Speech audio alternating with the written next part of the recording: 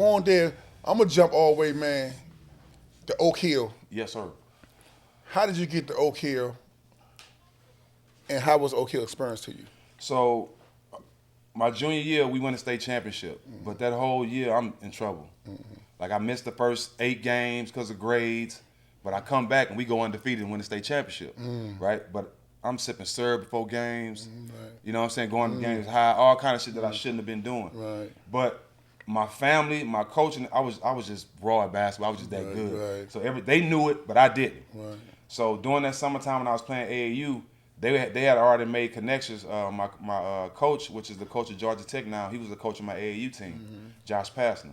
Him and my mom was already talking to Steve Smith at Oak Hill without me knowing that whole summer doing AAU. Nobody and I was seeing Steve Smith at all the games. But I'm like, everybody know who he is. He might not be here to see me. Right. You know what I'm saying? But he was there watching me the whole time. Who else cooking on besides you like that? Huh? Who else was cooking like you on that joint?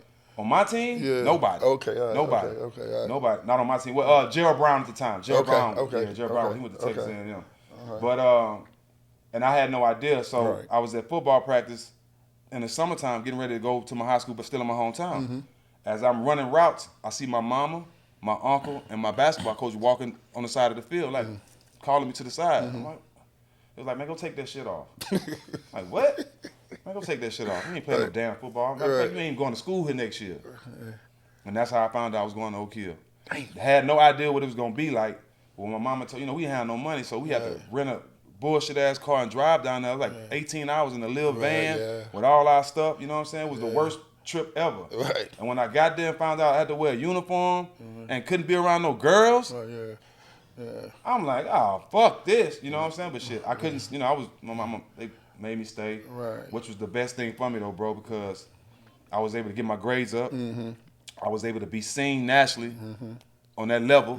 You know what I'm saying? And I had Ed Sheffy on my team and Tilla Cosby. They both played with me. They from this area. Right. And that was the best thing for me, bro, because I probably wouldn't have graduated high school. I probably ended up in jail or something. Right. You know what I'm saying? I got out there, was nothing to do but play basketball and getting them books. And because Michael Beasley, when he went there after you, he used to call me from when he was down there. He just say the same thing. I said, man, Kevin lied too. I said, you ain't getting no trouble. He said, man, ain't nothing to do but hoop down this joint, right? So yeah, I can relate to that. And that's crazy. So my man Tiller, so you played against Tiller in the AAU I circuit. played with Tiller at Oak Hill. Oh, Tiller was down at the same time you down Kevin there? lied, Tiller, and Ed Sheffy. They always there at the same time with me. Okay. And that year right there, man, after you made the McDonald's joint, and I remember that you had like Kobe, O'Neal, I started by Bibby. It was Kobe, Jermaine O'Neal, Tim Thomas, Mike Bibby, Will Hamilton, Corey Benjamin. We had a nice little You had about class. 20 or 21, 22? I had the most points in the game. Right, so we all argued. We thought you should have been MVP. Do you thought you should be MVP? Or? Bro, so it's crazy you said that, bro. So we had the last interview with Kobe. Okay. Right? And I always talk about it, and I say I should have won MVP because I only missed 2 shots. I had the most points. Like, I was doing everything out there. Right, yeah. And me and Matt was arguing about it. So we had Kobe on the show. I'm like, Kobe, do you remember the McDonald's game? He was like, yeah. Right. You won the MVP, right? Right.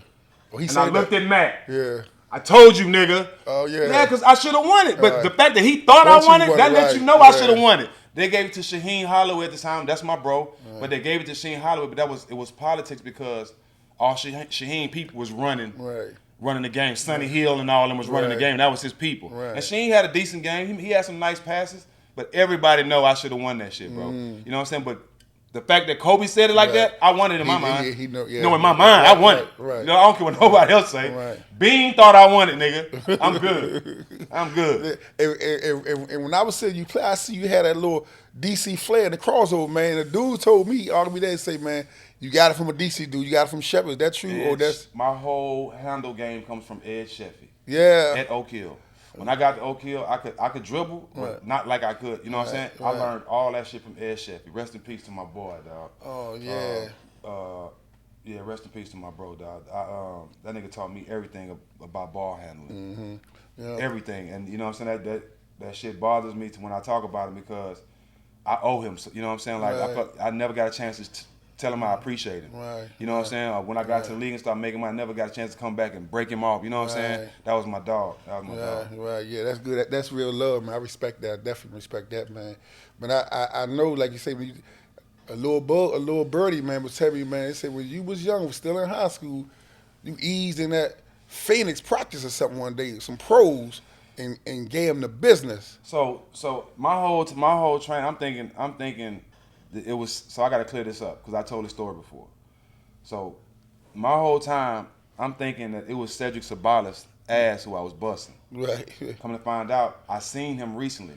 Right. He wasn't even there. Right. I busted his ass on another occasion. Right, yeah. It wasn't that one. Right, okay. So, but Mike Bibby, Right. his mom, I love her to death, like my second mom. I was supposed to go to University of Arizona with Mike Bibby, but I didn't have no grades. Okay. I mean, I couldn't pass the test, excuse me. I took the test like 6 times, and I was going to the test hungover. A couple times I didn't even go. And they even let me stay on campus for damn near the first semester trying to pass the test, and I just, you know what I'm saying, I just couldn't get that shit, bro. Right. And they kicked me off campus, and his mom didn't want me to go back to Port Arthur because they know what was going to happen. I was going to end up, you know what I'm saying, back in the streets and shit. So she let me stay with her. So I stayed there for about a month just working out. One day she woke me up. She was like, get your shoes, and we're going to work out. I'm thinking it's a normal morning. And we end up pulling by the arena. And so I'm starting to, Right. like, fuck, where the fuck are we going? Right. You know what I'm saying? And this is how I knew she was a boss lady. So in NBA arenas, I don't give a fuck who you is. They even stop players at times. Right. You know what I'm saying? She don't work there. She don't be going to the games, nothing. Man, she pulled in there and they opened that shit up and just let her straight through, like, you know what I'm saying? Right. So that shit fucked me up off the rip. Right. We get out. I'm like, what's going on? She's like, just come on. We going into the practice gym. I see Danny Ainge, Steve Nash, Jason Kidd. I see all of them out there shooting. I'm like, oh, man, please don't tell me I'm finna get out of here. You know what I'm saying? She was like, That's how you feeling? I'm like, they better not tell me to put my shoes on. This was, you know what I'm saying? They better not let me get out here with these motherfuckers right now. Right, yeah. You know what I'm saying? Man, she told me to go out there and get warm up. Because they had one pick.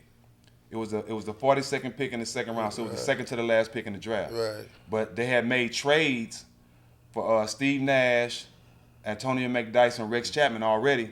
So they just had to use the pick. They was gonna cut me anyway. You know what I'm saying? But when I went in there to try out, bro, I served everybody. Me and J Kidd talk about it all the time. J Kidd like, man, who was this little motherfucker running around here smelling like weed? I was just raw. Right, I was just raw and I was hungry. You know what I'm saying? I went to work out there and they had one pick. They told me they was gonna cut me, but they drafted me anyway. Right. They gave me $250,000, and that was a blessing. Right, yeah. Like, I don't give a fuck if y'all cutting me. Y'all give me 250 racks.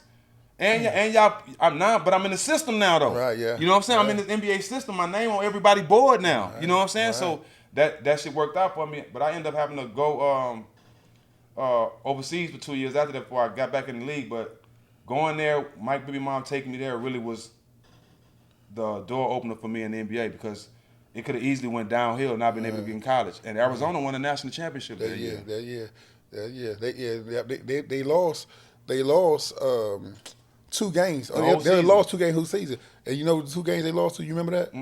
USC 2 times. My little homie, like my little son, little Tutu, Gary Johnson. Yeah. Get little Michael Bibby. 31 games, I think 32 one game. That's the only 2 games they lost. Yeah, I remember. National championship. Yeah, I remember that. I remember that year. I won a championship on every level. Right. Let me say that. That's why I got on all these. I got a championship. Right. Yeah, I went from fucking Pop Warner to middle school to high school to overseas to the NBA to the Big Three, nigga. I'm just a winner. So I got to put you. Fuck the I got to put you in the list. That's how I got Kareem there, man. Kareem won on every level. You got to go on that type of list, man. But I'm just saying, Yeah. real niggas, your Hall of Fame is supposed to be, and they say this, it's supposed to be your whole life of basketball, your whole book of your work. You told me something. I didn't know that. Your whole work. It's not just the NBA. Right. It's supposed to be your whole work because you see they put coaches that never coached in the NBA in the Hall of Fame.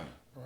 Why they do that? Because of they work. You know what I'm saying? Right. So if they looked at a real nigga's work, Right. Ty, Yeah. from then to now, yeah, bitch belong in there. Yeah, you supposed to be. I belong in there. You supposed to be on the stand, man, saying that motherfucking stories, man, talking about Bum They B know that. and They all know them that. type of joints, right? But you know, you got to be some real ones on the outside. Yeah, you know what I'm saying? I don't right. mind being that. Right. I'd rather fuck with my nigga. You know what I'm saying? Right. I'm not kissing no ass. Yeah. Out the park, niggas know me. Curtbone, little homie. All days, yeah. Been a road, yeah.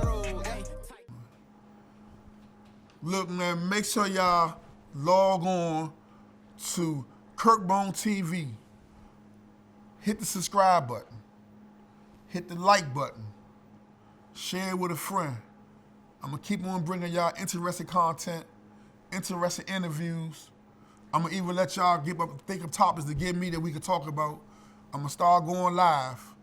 But what I need y'all to do is hit the subscribe button, hit the like button, hit the bell for notifications, share it with a friend. Remember, Curtbone TV,